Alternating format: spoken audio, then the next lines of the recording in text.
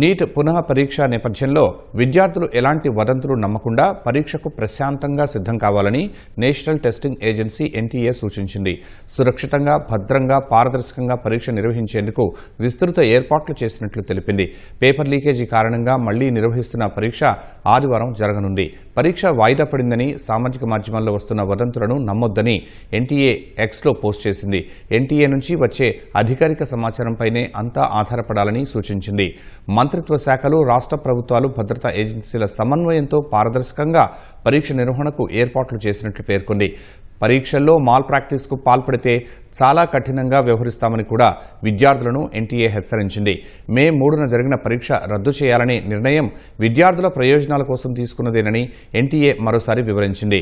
నిజాయితీ గల అభ్యర్థుల కోసం పారదర్శకతను కాపాడేందుకు సమస్యను గుర్తించిన వెంటనే చర్యలు తీసుకున్నామని వెల్లడించింది.